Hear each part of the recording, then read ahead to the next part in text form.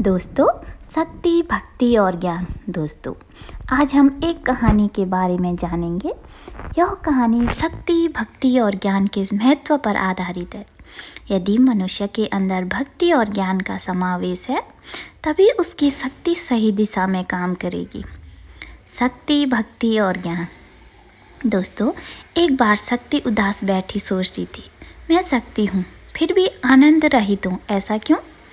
इस विषय पर गहन चिंतन के बाद भी जब शक्ति को आनंद प्राप्ति के रहस्य का पता नहीं चला, तो वह भगवान के पास चली गई।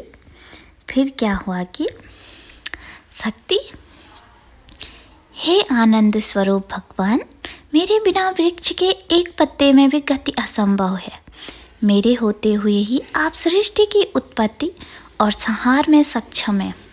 आप में मैं ही हूँ। फलस्वरूप आप आनंद स्वरूप हैं, परंतु मैं एकल रूप में उस आनंद रूपी यान पर सवार नहीं हो पा रही हूँ।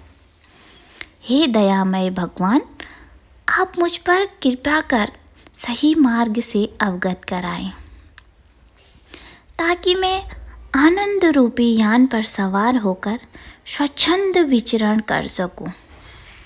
भगवान मुस्कुरा कर बोले, हे शक्ति, तू एकल स्वरूप से अधूरी है और अधूरा हमेशा विनाशकारी होता है। इसलिए जब भी तू किसी ज्ञानहीन मनुष्य के पास होती है तो उसके विनाश का कारण बनती है और उसी के द्वारा तेरा विनाशकारी रूप विस्तृत हो जाता है। आनंद वही हो सकता है जहाँ ज्ञान हो। तू इतना समझ ले कि तेरे होते हुए भी यदि ज्ञान मेरे हृदय में विराजमान नहीं होता, तो मैं कभी आनंद स्वरूप नहीं हो सकता। अतः तू ज्ञान से मिल, तभी तेरी इच्छा पूर्ण हो सकती है।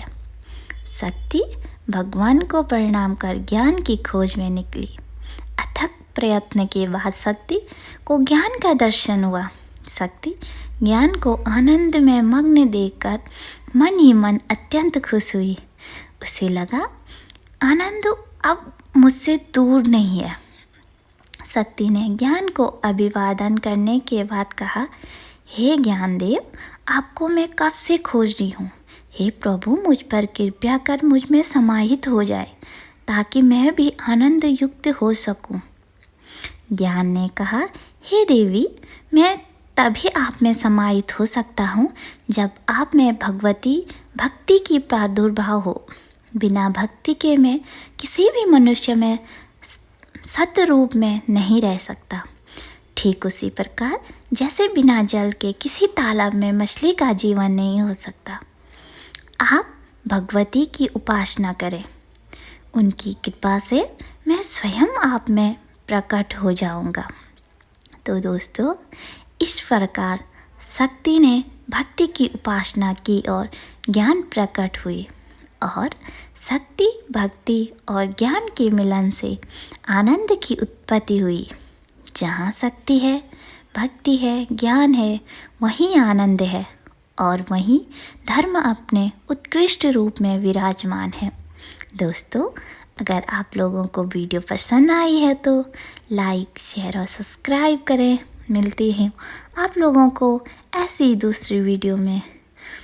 जय हिंद, जय भारत, जय देवभूमि उत्तराखंड।